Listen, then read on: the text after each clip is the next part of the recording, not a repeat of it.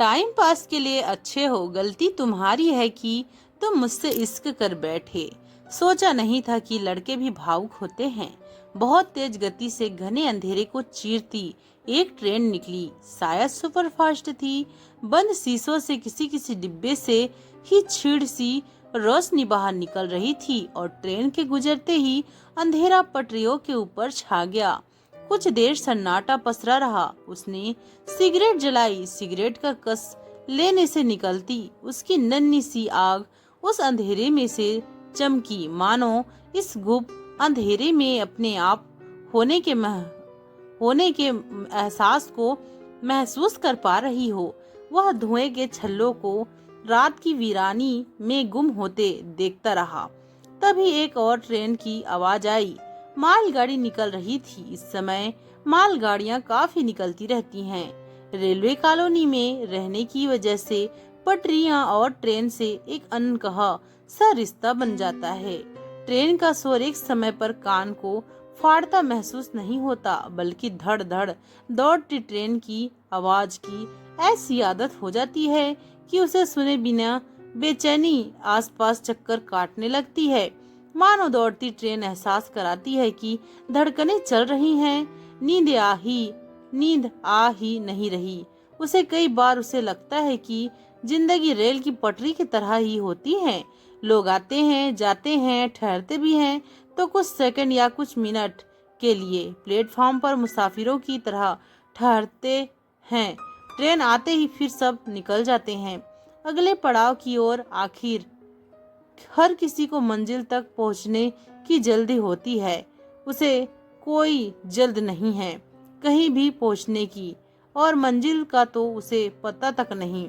कभी सब कुछ तय था, लक्ष्य था उसके पास और उसे पाने का जज्बा भी था, और वह बहुत मजबूती से एक एक कदम रखता हुआ पूरे विश्वास के साथ आगे बढ़ रहा था। फिर सब ठहर गया, पांव शिथिल हो गए और लक्ष्य हाथ से छूट गया। अचानक कुछ भी नहीं हुआ। यह सब बस उसे ही पता चलने में देर हुई, या शायद वह अनजान बना रहना चाहता हो। कई बार उसे लगता है जैसे नियति की सोची समझी साजिश थी। वह उसे शिकस्त देने के लिए सीटी की आवाज गूंजी। धड़ धड़कती ट्रेन की गति कुछ पल के लिए धीमी हुई। शायद आगे सिग्नल नहीं मिला होगा। फिर वह भी अपने गत्यों की ओर बढ़ गई। शायद सच में सब अपनी मंजिल तक पहुंचना चाहते हैं। वह कुर्सी पर जाकर बैठ गया। लैंप का प्रकाश दीवार पर और फर्श पर अलग अलग आकृतियां बना रहा था। उसे लगा जैसे दीवार पर उन आकृतियों के बीच एक चेहरा उभर आया है। उस आकृति का चेहरा लंबा था, घुंघराले बालों की लट यहाँ वहाँ झूल रही थी। भौं के एकदम बीच में एक चंद्रकार जैसा निशान था, बचपन में लगी चोट की यादगार के रूप में। कभी मुस्कान आती उस चेहरे पर, तो कभी लगता जैसे उसकी छोटी छोटी आंखों में नमी तैर रही है। उसका मन हुआ कि वह उन आंखों को अपनी हथेलियों से सहला दे। वह कुर्सी से उठने ही वाला था कि तभी उस आकृति के चेहरे पर एक क्रूरता फैल गई। उसके होठों पर एक व्यंग्यात्मक मुस्कान आ गई, जैसे उसका मजाक उड़ा रही हो कि शिकस्त के आगे घुटने टेक दिए। जानती थी तुम कुछ नहीं कर पाओगे, जीवन में बहुत कमजोर निकले तुम तो। उसने लैंप का मुंह दूसरी ओर मोड़ दिया। और आप जिससे प्यार करते हो वह आप पर व्यंग कसे तो पूरा अस्तित्व ही हिल जाता है। कितनी आसानी से कह दिया था उसने कि तुम ही रह गए थे प्रेम करने के लिए। 2-4 बार हंसकर बात क्या कर ली, कुछ मुलाकातें क्या कर ली, कभी तुम्हारी बेचारगी पर तरस खाकर उपहार क्या थमा दिया कि तुम्हें लगा कि प्यार करती हूँ तुमसे। निरे मूर्ख हो तुम। लड़कियां इस तरह ना जाने कितने लड़कों से दोस्ती करती हैं, उनके करीब भी आती हैं, लेकिन वह इश्क नहीं होता। प्यार और उम्र भर का रिश्ता तो ऐसे किसी से बनाया जाता है जो हमारे सपनों को हकीकत में बदल सके। सपने बेशक हर लड़की के अलग होते हैं। किसी को पैसा चाहिए होता है तो किसी को स्टेटस, किसी को ऊंचा पद, और कुछ भावुक लड़कियां को प्रेम भी चाहिए होता है। और मैं भावुक नहीं हूँ। माना कि तुम अच्छे लगे थे, पर समय बीतने और कुछ शाम वहाँ यहाँ घूमने के लिए ठीक थे। गलती तुम्हारी है कि तुम मुझसे इश्क कर बैठे। सोचा नहीं था कि लड़के भी इतने भावुक होते हैं। खासकर तुम रमन, बहुत ज्यादा इमोशनल हो। ट्रेन की पटरियां कैसे जल्दी जल्दी ट्रैक बदलती हैं, यह तो बखूबी जानते होगे। आखिर एक स्टेशन मास्टर के बेटे हो। माना कि एमबीए कर रहे हो और ऊंचाइयां छूने का लक्ष्य है, पर क्या रेलगाड़ी के दिन रात उठने वाले शोर से अपने को अलग कर पाओगे? ख्वाब वही देखना चाहिए जिन्हें बुनने की औकात हो। उसका मजाक उठाकर उसे सच्चाई का आईना दिखाकर चली गई थी वो। मानवी सच में बेवकूफ ही है वह, वरना क्या मानवी के जाने पर पढ़ाई छोड़ता, अपने लक्ष्य से भटकता? पापा ने कितना समझाया था, माँ ने आंसू बहाए थे, बहन ने कहा मत बिखरो भैया ऐसी लड़की के लिए, कारण जिसे तुम्हारे प्यार की कदर ही नहीं। रमन जो टूटा तो अभी तक संभल नहीं पाया है। यही सोचता रहता है कि आखिर क्या कमी है उसमें। माना कि वह स्टेशन मास्टर का बेटा है, लेकिन दिल तो उसके पास भी है, जज्बात तो उसके भी है, और मानवी को खुश रखता ऐसा विश्वास भी था।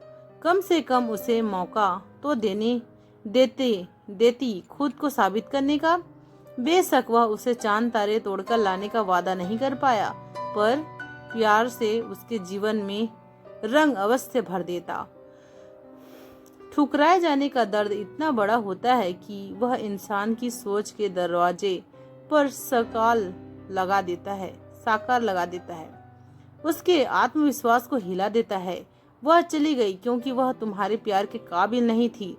उसके जाने का अफसोस मत करो, हर किसी ने कहा, लेकिन रमन को यही लगता है कि वही उसके प्यार के काबिल नहीं था। काबिल बनने के सारे प्रयास तक छोड़ दिया है।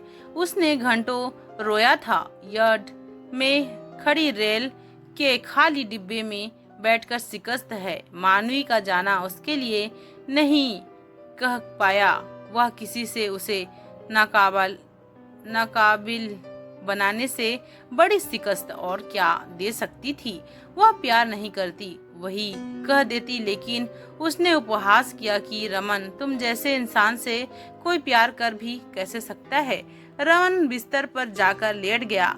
नींद की गोली खाने के बावजूद मानवी का ख्याल उससे जगाए रखता है।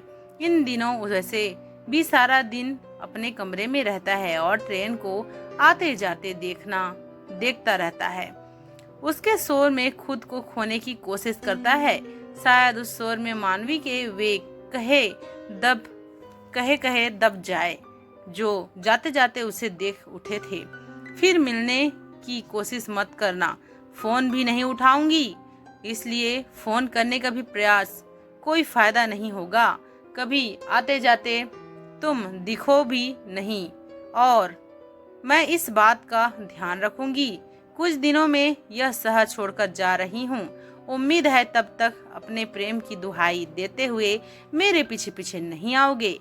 वैसे भी मैं ट्रैक बदलना बखूबी जानती हूँ। कभी सामने नजर आ भी गए तो मैं ट्रैक बदल दूंगी या दूसरे प्लेटफॉर्म पर चली जाऊंगी। स्टेशन मास्टर का बेटा इन बातों का मतलब तो जानता ही होगा। उस समय भी उसके चेहरे पर वैसी ही क्रूरता थी जैसे दीवार पर उभरी आकृति में नजर आ रही थी। अक्सर सोचता है रमन की वह दुखी इस बात से है कि मानवी उसे छोड़कर चली गई, उसके प्यार की कद्र नहीं की, या इस बात से कि उसके प्यार का मजाक उड़ा उसने शिकस्त दी। उसे प्यार न मिलने की तकलीफ ज्यादा है या शिकस्त मिलने की? दोस्तों, यह कहानी एक छोटी सी प्रेम कहानी की है, जिससे हमें पता चलता है कि बड़ी ही आसानी से लड़के को लड़की छोड़ गई और उसे भला बुरा भी सुना गई। तो दोस्तों, हमें ऐसा किसी के साथ नहीं करना चाहिए। हमें इस कहानी से यही सीख मिलती है। धन्यवाद।